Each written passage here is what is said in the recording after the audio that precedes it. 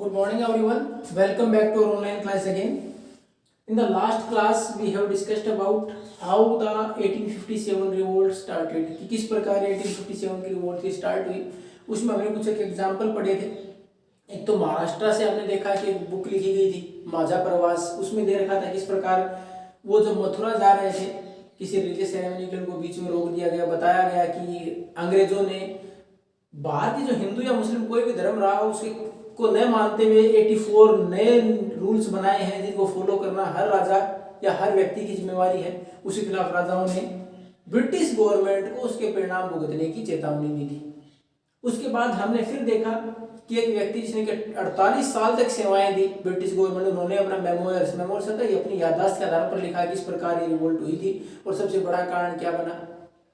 अब इससे पहले ब्रिटिशर्स ने इतनी बड़ी क्रांति नहीं देखी थी, उन्होंने सैकड़ों जीत हासिल की थी भारत में, जहां प्लासीज का युद्ध 1757 से लेकर आगे लगातार जीतते आ रहे थे। इस 1857 की रिवोल्ट ने उनको पूरी तरह से हिला के रख दिया और उनको कहीं ना कहीं लगने लगा कि it's not possible for us to rule India for a longer period of time, कि शायद हमारे लिए संभव नहीं है लंबे समय तक शासन करना।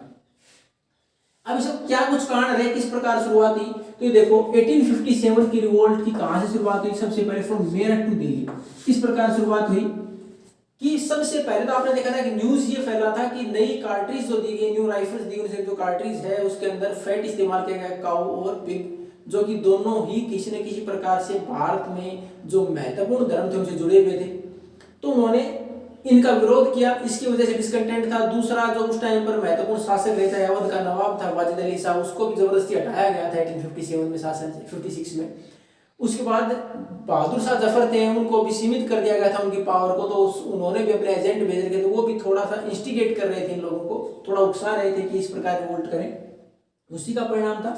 और उसी दौरान एक घटनाओं हुई कि 29 मार्च 1857 29 मार्च 1857 को बैरकपुर में मंगल पांडे, जो भारत के सबसे पहले शहीद माने जाते हैं मंगल पांडे, उन्होंने जो ब्रिटिश ऑफिसर थे उनके खिलाफ आवाज उठाई और ब्रिटिश अधिकारी को मार दिया। उसके बदले में उनको फांसी दे दी गई। मंगल पांडे जो कि भारत के पहले शहीद, उनको 29 मार्च 1857 को फांसी दे दी गई।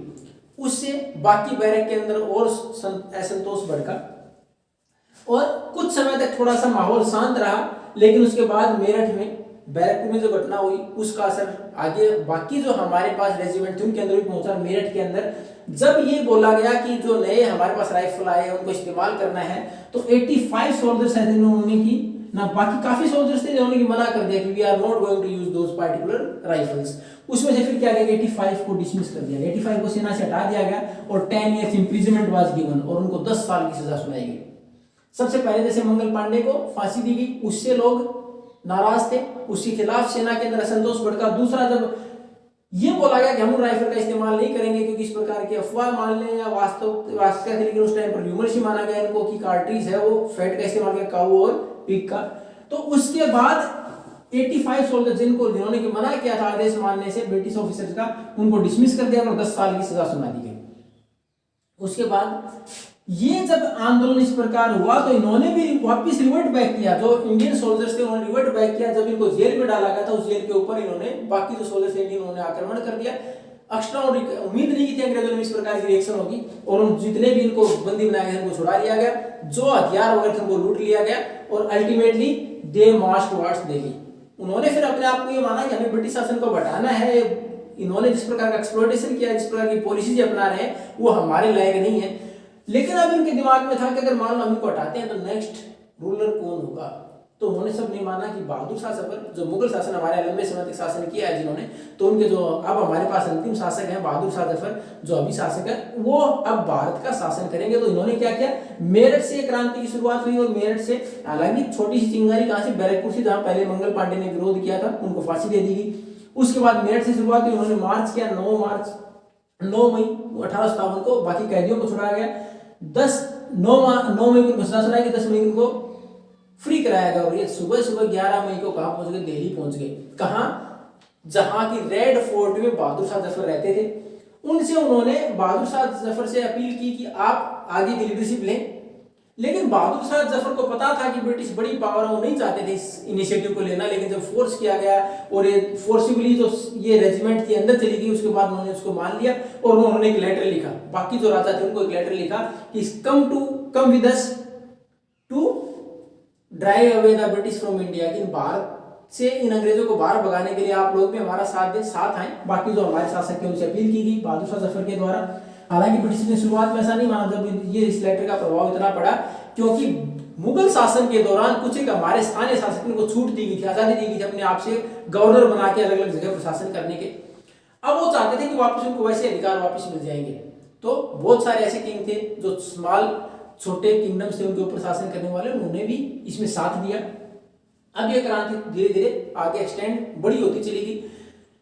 अब द रेबेलियन स्प्रेड, किस प्रकार स्प्रेड हुई, पहले दिल्ली, मेरठ से दिल्ली पहुंची, दिल्ली रेजिमेंट ने भी ब्रिटिश गवर्नमेंट के खिलाफ बगावत कर दी, क्रांति की, रेबल की। उसके बाद वहां से कंट्रोल करने के बाद धीरे धीरे मूव होते चले, फिर कानपुर, फिर लखनऊ, धीरे धीरे जितनी रेजिमेंट थी न्यूज जैसे जैसे आगे बढ़ता चला गया, उसी प्रकार अलग अलग रेजिमेंट के अंदर इनके खिलाफ विद्रोह हुआ, अंग्रेजों के खिलाफ। अब इसमें देखेंगे हमारे पास महत्वपूर्ण लीडर कौन रहे। कानपुर में बात करें, कानपुर ने किसने लीड किया, नाना साहब ने, जो पेशवा बाजीराव के अडॉप्टेड सन थे, और इन्होंने पेंशन की मांग की थी कि मेरे को पेंशन दी जाए क्योंकि मैं उसका आगे वारिस हूं, अंग्रेजों ने इसको मना कर दिया था। इसके बाद उन्होंने वहां लीड किया कानपुर में। उसके बाद अगर लखनऊ की बात करें तो लखनऊ के अंदर वाजिद अली शाह को वहां से हटाया गया था शासन से, मिस गवर्नमेंट के एक्सक्यूज के ऊपर, तो उनका लड़का था ब्रिटिश कदर, उन्होंने लीड किया लखनऊ में, और इनका साथ दिया इनकी माता जी बेगम हजरत महल ने, बेगम हजरत महल ने इनका साथ दिया, और लखनऊ के अंदर भी बड़ी रिवोल्ट की गई।